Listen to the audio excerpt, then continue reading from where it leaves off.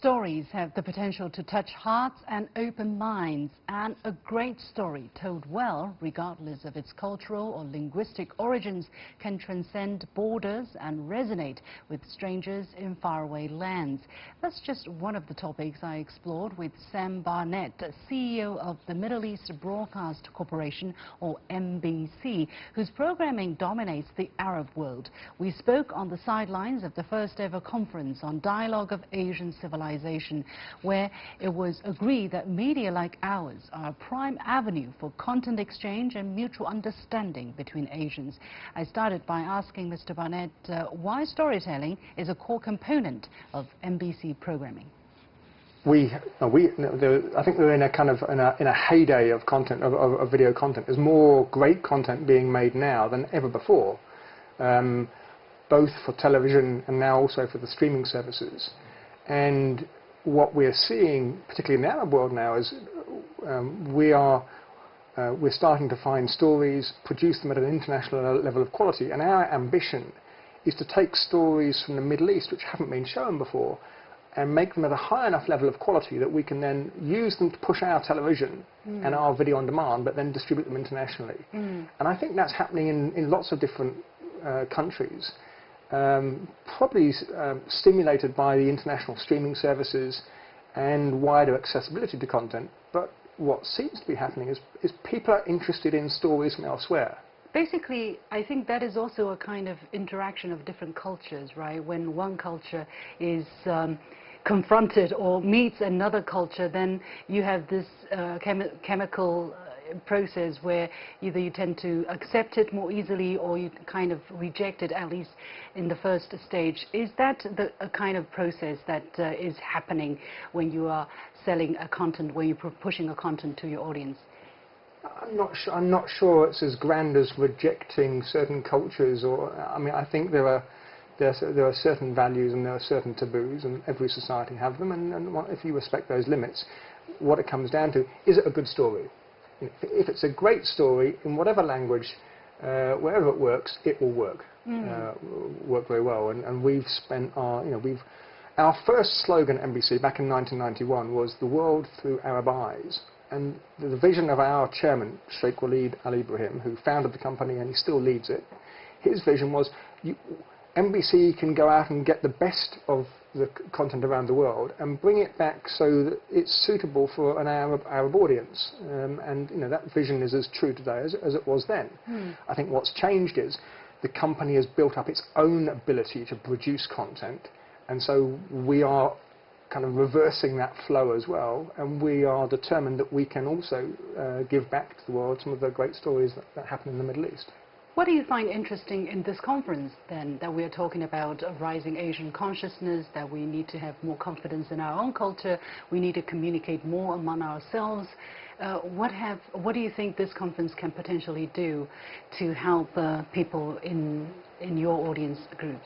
Well, I think the conference has been inspiring on numbers of levels. I mean, it was great to see one of the most important world leaders talking about balance, talking about cultural respect, talking about the importance of communities and multilateralism.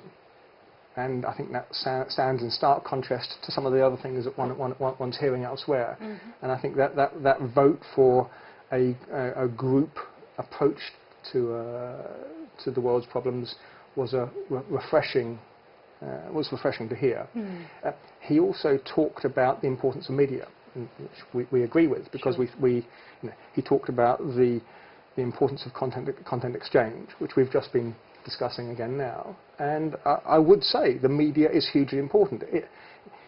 There's news, and these kind of programs where we discuss facts, and people will be engaging with us intellectually now. But unless we're, but they're not going to really engage with us emotionally. I mean, they might like or dislike me, but we're not really going to engage emotionally. The power of drama and stories is you're not really telling people stuff. You're getting them to feel things. And when you get them to, when people are feeling things, I think they're in a place where they're ready to accept and broaden their outlook. And I think, you know, that's the power of drama, is that it can open up people's hearts to things, and I think that's tremendously important. Yeah, yeah. Will some of the things that touched you or reached you from what President Xi said be translated, or has already been translated, has been translated into actual content in shows, in dramas? Or should it be done in a more effective way in the future? So we're already working. We have a partnership with a Chinese television company called Shark Shopping. They're a home shopping company, and they, you know, we've been working together on home shopping. But they were also introducing us through Shark Shopping and their chairman Jason Kong. They're introducing us with Chinese television companies. So we have already started that exchange process, and there's one show which we're negotiating now, which we hope to bring, a Chinese show which we will dub into Arabic and try and see whether we can spark some interest in the Middle East. And if we can get that, you know, maybe we can then increase that flow. So we're always looking for things which work for our audiences. Yeah. Well, there have been some Chinese drama which has been very successful in Africa, which has been dubbed into the local language and created an instant phenomenon. Has there been any such case in Arabic, and do you want to achieve that kind of goal? Absolutely, we want to achieve it. We haven't struck gold yet, but we are continuing to search for it. And you know, clearly, with the volume of content and the innovation and the creativity that you have, you know, we will find it. What about the other way around, bringing Arab content into the Chinese domestic market? So I think so. I mean, we are.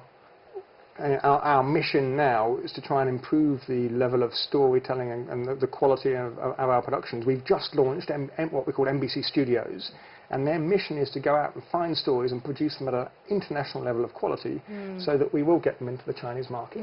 What is the current difficulty, though? What are some of the challenges you still have to overcome in order to introduce more good content, good quality Asian content to the Chinese audience? Well, I mean, we're a large market in terms of people. Right? There's 350 million people in the Middle East watching TV. But to date, it's been always advertising supported, and there have been various structural reasons why commercially that market has been slightly more stunted than it should have been. With that being fixed, then as the market gets bigger and grows, you can then afford to invest more into the quality of production. So in the past, you know, what we were spending per episode just didn't match up to what others were spending per episode in terms of production. And then you could see that on screen.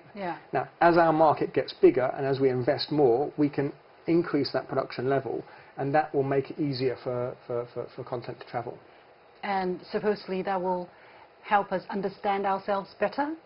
Bring more understanding among different people? Well, that's the idea. That's the idea. I think if we can just get, you know, if we can tell a good story, the understanding will come second. Okay.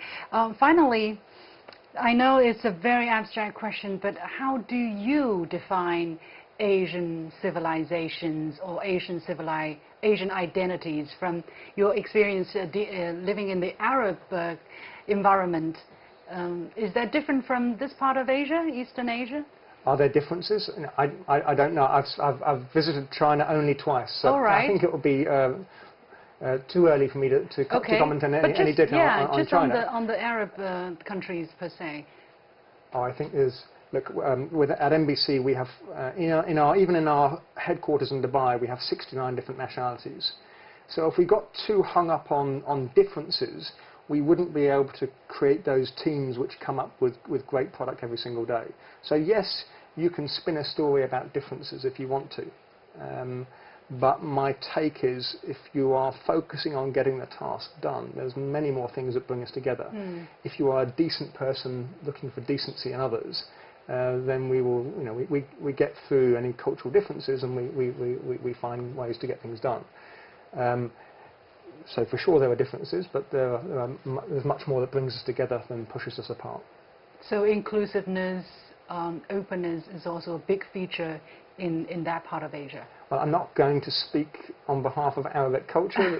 Again, there are 350 million Arabs who can do that for me. Sure. What I will just observe is, when you're working in a very multicultural environment, the dialogue is all about listening. It's about respectful listening. And if you do that, I think you can surpass many different barriers.